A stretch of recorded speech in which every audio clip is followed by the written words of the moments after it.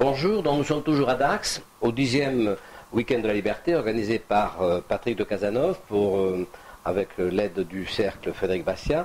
Et cette année, le plateau des conférenciers est particulièrement brillant. Et là, j'ai la chance de recevoir Madame Wappler. Donc Madame Wappler qui a un parcours tout à fait, qui est une scientifique. Voilà, il faut quand même savoir au départ que Madame Wappler est une scientifique. C'est important parce que on va rentrer dans le domaine de la politique, qui est plutôt un domaine littéraire, disons, hein, et dans lequel il est rare qu'on parle scientifiquement. Alors nous allons parler donc scientifiquement d'un sujet très particulier. Madame Wappler, je crois que vous travaillez avec Agora, c'est ça? Je travaillais. Vous travaillez avec Agora. J'ai rejoint le camp des vampires, c'est-à-dire des retraités. D'accord. Voilà, très récemment. Donc vous avez un passé qui parle beaucoup de la faillite de l'État, de la catastrophe de la dépense publique. Mais là, aujourd'hui, oui, vous êtes venu nous parler du droit au salaire complet. Alors ça, c'est assez intéressant. Personnellement, je suis assez ami avec Claude Reichmann, que j'aime beaucoup. Je ne sais pas si il est un peu polémique, moi je l'aime bien. Et donc, depuis longtemps, j'ai des enfants qui sont, je dirais, des rebelles à la sécurité sociale. Et donc, votre discours m'a évidemment beaucoup intéressé, mais je ne l'avais jamais vu sous cet angle-là, que j'ai trouvé très intéressant. Parce que il y a longtemps que les indépendants, qui sont à peu près une poignée de 3 millions en France, se battent contre le monopole de la sécurité sociale. Pas du régime social, des indépendants, voilà. Oui, et qui est en fait, un régime. Finalement, ce ne sont pas les plus touchés. En réalité, les plus touchés, ce sont les millions de salariés ordinaires qui en fait paient une facture beaucoup plus importante, parce que très souvent, elle est par rapport à leurs revenus beaucoup plus importante que ça peut l'être chez les professions libérales. Alors, c'est sûr que chez les salariés du secteur privé, les cotisations sociales représentent en gros 75% du salaire complet. C'est énorme. Alors, il faut définir ce qu'on entend par salaire complet. Donc, le salaire complet, c'est le salaire net, celui en général que l'employé connaît. Il le connaît bien, c'est on ne peut pas lui en vouloir, c'est ce qui lui rentre dans la poche. Donc, et puis au-dessus, il y a les charges patronales, enfin les charges sociales dites salariales. Il en a à peu près conscience, mais il ne les regarde pas vraiment. Et ensuite, il y a une autre couche qui est des charges patronales, les cotisations sociales patronales. Payées par le patron. Mais le distinguo entre les deux types de charges, la distinction en fait ne repose sur rien. En fait, le salaire, le coût des gens, oui, tout à fait. donc là où l'entreprise, l'entrepreneur, le patron, etc., va baser une décision d'embauche ou non, de licenciement ou non, etc., c'est clairement le salaire complet. Voilà. Et alors, donc, moi, voilà. je me permettrai de rajouter qu'il y a un prix du marché du salaire. Hein. Si l'on exclut les gens qui sont non productifs, donc en gros les fonctionnaires, le reste, il y a un prix de marché. C'est-à-dire, vous ne pouvez pas donner un salaire qui va vous faire perdre de l'argent, parce que sinon votre entreprise fait faillite. Donc automatiquement, le salaire répond au marché. Donc la question c'est, pourquoi le salarié n'a-t-il pas sa valeur marché de son salaire? Qu'il a une valeur marché de son salaire, il a du mal à en discuter, parce que en fait, cette valeur marché, elle est complètement trichée par le fait que son employeur est parallèlement un percepteur qui encaisse les charges sociales, mais qui maintenant, depuis le mois de janvier, encaisse aussi l'impôt. Oui, et d'ailleurs, on peut regretter que les syndicats patronaux n'aient pas été vent debout sur la perception de l'impôt sur le revenu. Hein, ils se sont très gentiment laissés faire. Alors, je ne sais pas ce qu'ils ont eu en contrepartie, peut-être les réductions d'impôts sur les sociétés que leur a fait miroiter le gouvernement, mais j'ai trouvé ça très, très décevant de la part d'un certain patronat, cette espèce de collaboration je suis en matière fiscale. Le mot est tout à fait celui qu'il faut employer. Parce qu'en réalité, ce qui se trouve, c'est qu'on a artificiellement un conflit de société qui s'installe entre le patronat et les salariés, et dont les politiques font semblant d'être des arbitres, alors que c'est eux qui génèrent ce conflit, parce qu'en réalité, normalement, entre le salarié et son patron, il n'y a pas de raison qu'il y ait un conflit, parce que les salariés sont parfaitement assez grands pour se défendre en disant au patron, vous avez gagné tant, je veux tant. Enfin, l'exemple typique, c'est les bateaux de pêche. Hein, c'est le bateau, il y a une part pour le bateau, une part pour le capitaine, une part pour l'armateur, une part pour les marins. Puis ça marche depuis des siècles. Bon, donc, si vous voulez, là... le syndicalisme a réussi à tuer ça, mais bon... ça a marché pendant des siècles. Voilà. Voilà. Donc, ça veut dire qu'il n'y a pas de raison qu'il y ait un conflit entre patron et salarié. Donc, ce conflit est artificiel et particulièrement généré parce que le patron devient l'encaisseur, et donc il apparaît comme celui qui prive le salarié d'une partie de son salaire. Oui, et alors vous parliez du prélèvement à la source de l'impôt sur le revenu.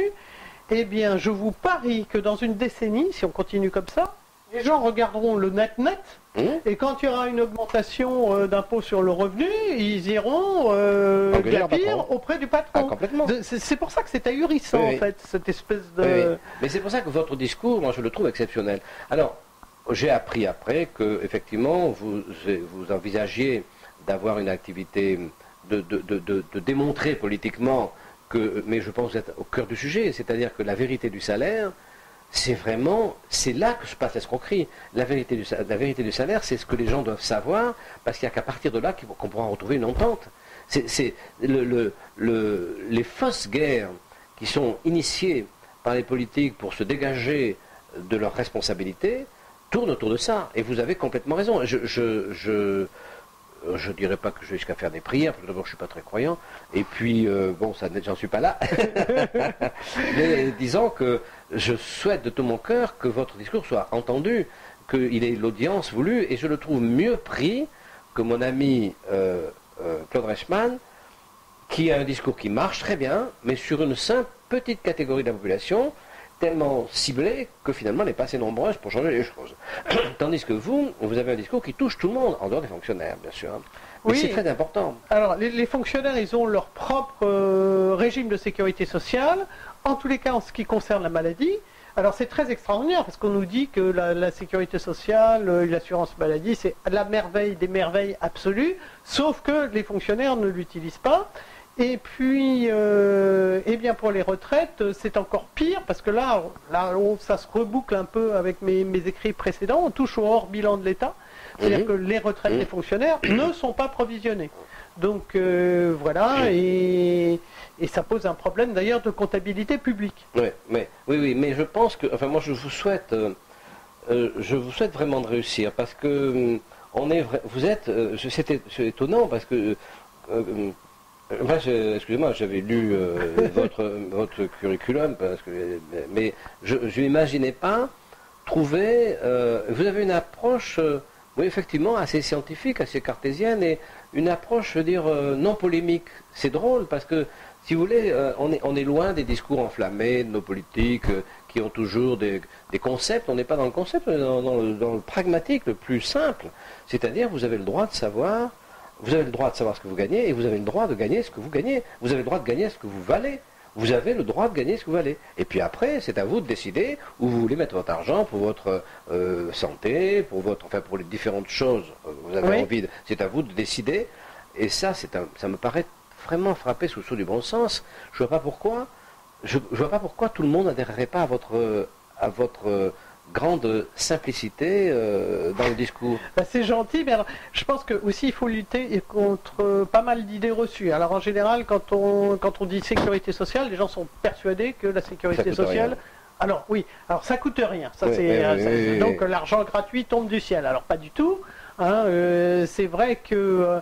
lorsqu'on a 100 € de frais médicaux, il paraît qu'on en débourse 7, mais les 93 autres, ils existent bien, quelqu'un les a bien déboursés. Et en ce qui concerne la maladie, eh bien, c'est le salarié qui cotise, c'est les cotisations salariales patronales qui ont permis le fait que les 97 soient à nouveau, remboursé entre guillemets, mais ce n'est pas de l'argent gratuit, c'est de l'argent, c'est comme quand on paye une prime d'assurance pour son véhicule ou pour sa maison.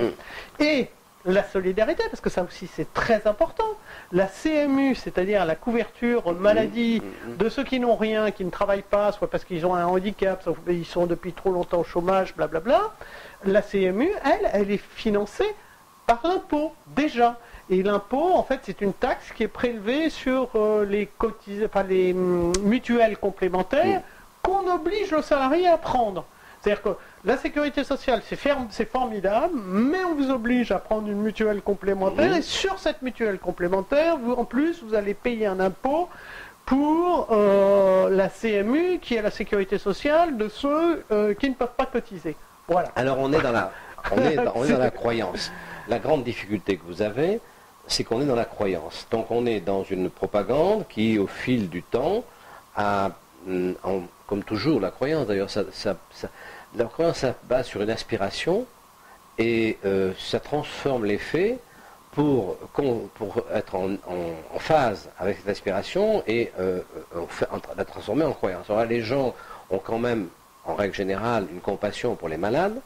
Donc la compassion pour les malades, c'est légitime, c'est humain. Oui, donc oui, à partir de là, c'est normal, c'est souhaitable. C'est souhaitable. À partir de là, on dit, vous voulez quand même pas que les gens malades ne soient pas soignés, donc nous sommes nous sommes les seuls à pouvoir faire ça. Alors c'est absolument stupéfiant, parce qu'en réalité, ils ne sont jamais qu'une compagnie d'assurance, qui est 3 fois plus chère que les autres, qui ne fait pas son boulot en plus, et on nous fait croire que, oui, mais c'est pas, non, on n'est pas dans le cadre d'une compagnie d'assurance, et quand vous revenez en disant, mais attendez, vous voyez bien que vous avez payé, donc c'est bien un contrat d'assurance, vous avez payé. Et oui, non, oui, mais on a payé de la solidarité. Ah bon, d'accord. Mais quand on prend une assurance, on paye toujours la solidarité. Oui, c'est le propre même de l'assurance. Oui, donc c'est incroyable. Et donc vous êtes face à cette chose-là. Mais peut-être, et c'est ça qui est assez miraculeux, peut-être que vous arrivez au moment où les gens perçoivent le terme de cette... Parce que la propagande, à un moment donné, c'est comme la fausse publicité, qui est assimilable. À un moment donné, on finit par acheter une lessive qui lave rien, on finit par dire, maintenant, il y a un problème, cette lessive, elle lave rien. C'est pas parce et on dit, j'en veux plus. Donc, il est possible que là, vous tombiez au bon moment, et vous allez vraiment être efficient pour le prochain présidentiel, vous aurez un candidat pour votre discours, vous aurez... écoutez, on espère. Donc, avec Loïc Roussel, on a fondé le mouvement pour la liberté et la démocratie directe, ML2D. Donc, c'est un mouvement qui s'adresse à tout le monde, et spécialement à ceux qui ne votent plus, parce qu'aujourd'hui, ce pays est irréformable.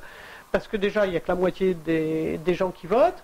Dans cette moitié qui vote, eh bien, il y a un partage entre grands partis institutionnels. Et quand quelqu'un est élu en roulant des mécaniques et en disant « je vais réformer ce pays », en fait, il n'a que 11% des gens derrière lui. Donc, c'est impensable de prendre des décisions un peu sérieuses quand on est soutenu que par 11% des gens.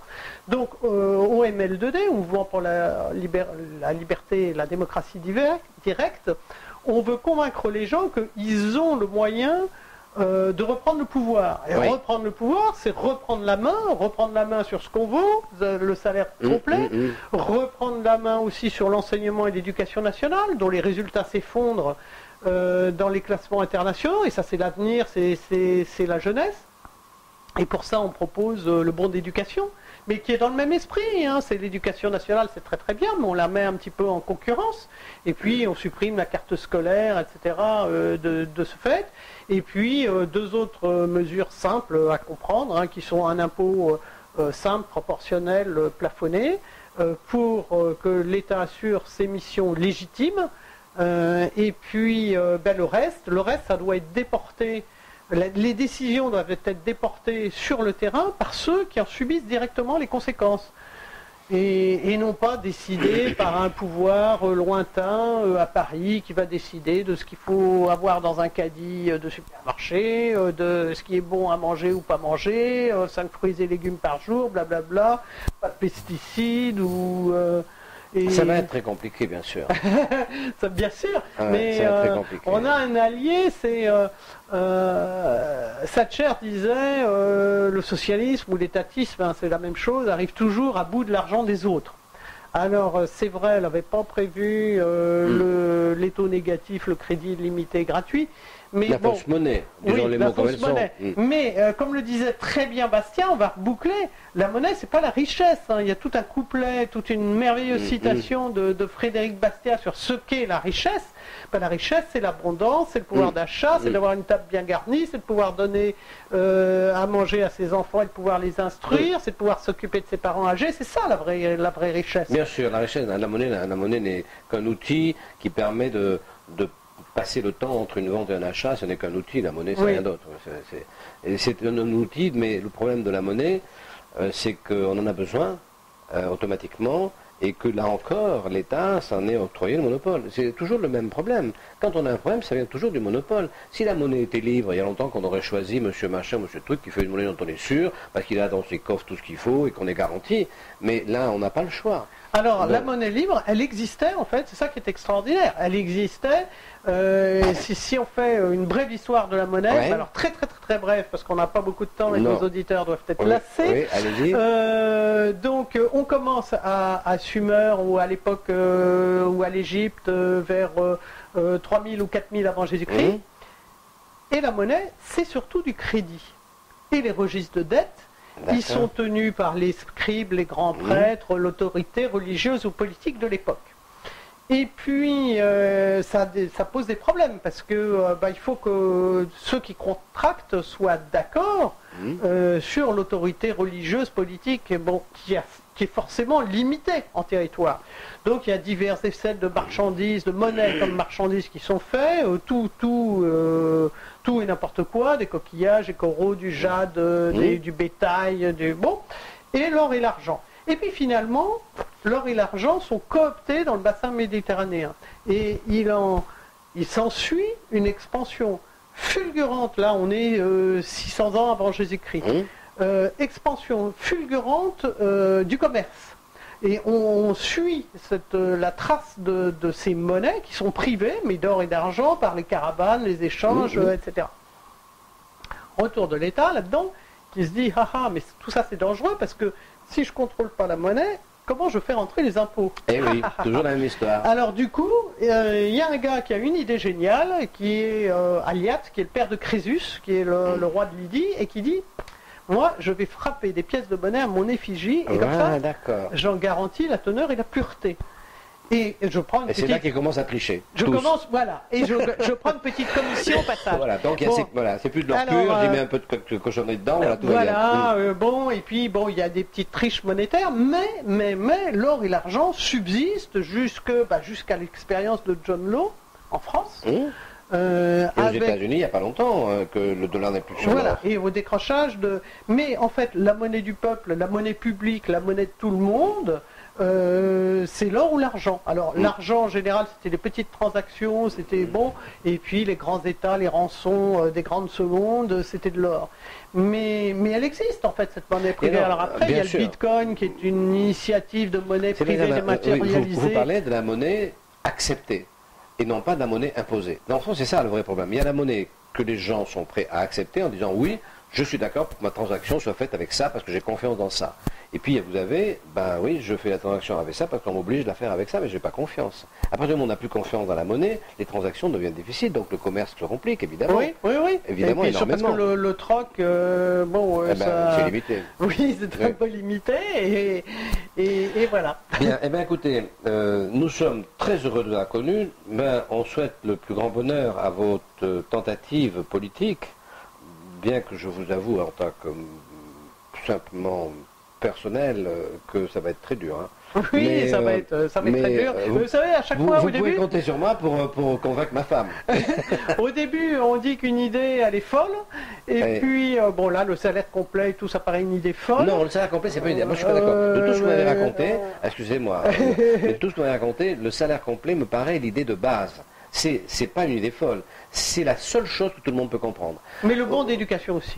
Non, moins facilement, parce que d'abord, beaucoup de gens s'en foutent d'éducation, et puis, c'est pas la même chose. Non, ça touche pas tout le monde. Tandis que le vrai, quand vous dites aux gens, vous savez, vous ne connaissez pas votre vrai salaire. Vous ne connaissez pas votre vraie valeur. Votre vraie valeur. Oui. Et vous êtes peut-être payé 10% de votre valeur. Est-ce que vous êtes conscient de ça? Parce que le type qui a 1000 balles, entre 1000 balles et 10 000 balles, il y a une sacrée différence. Hein. Oui. C'est de ce niveau-là. Hein. Oui. Donc, et c'est de ce niveau-là pour de vrai. Et ça, je pense que c'est votre atout clé. Ça, c'est quelque chose que tout le monde peut comprendre. Moi, j'ai des enfants, j'en ai pas beaucoup de salariés, j'en ai 3, j'en ai que 1. Mais si vous voulez, je vois les gens autour de moi, si on arrive à leur faire comprendre qu'ils ne touchent que 10% de leur valeur, et que non seulement ça, mais si on enlève les 90% qu'on leur vole, en plus la valeur va augmenter parce que l'économie va mieux marcher, ça veut dire qu'ils touchent rien du vent par rapport à leur valeur, par rapport au travail qu'ils font, ils ne touchent rien, alors qu'on leur fait croire qu'ils touchent beaucoup parce que on les compare avec d'autres sociétés non structurées, dans lesquelles il n'y a jamais eu de discussion, et il y a toujours des systèmes féodaux en quelque sorte, c'est-à-dire des gens qui ont une espèce de droit absolu sur les autres, et donc qui effectivement les volent. Mais nous, on n'est pas comme ça. Donc si les choses étaient claires, c'est sûr que, mais ça, je pense, vraiment ça, vous pouvez, il faut en faire le fond de commerce de votre campagne. Vous avez, moi je vous dis franchement, je suis rien du tout, hein, mais le peu que je suis, on n'est rien du tout. Je vous dis que ça, c'est d'abord un argument que personne n'a, déjà, il est à vous, hein, et c'est celui qui peut opérer une bascule, parce que je pense vraiment que les gens peuvent comprendre et faire la paix entre eux, dire mais non, il n'y a aucune raison que le patron et le salarié soient toujours en train de se crêper le chignon parce qu'il y a un voleur qui leur prend le pognon, qui les regarde qu'à tous les deux. Parce que c'est ça l'histoire. Hein. Il y a quelqu'un qui vient prendre dans votre poche, à vous, travailleurs, aussi bien travailleurs salariés que travailleurs indépendants, on vient prendre de l'argent dans votre poche pour en faire je ne sais quoi, alors que tous les deux, vous pourriez avoir une vie beaucoup plus harmonieuse. Contracter paisiblement. Ça, c'est voilà. un bon plan. Hein. Eh bien, merci. Bien, merci, et puis à bientôt. Au revoir.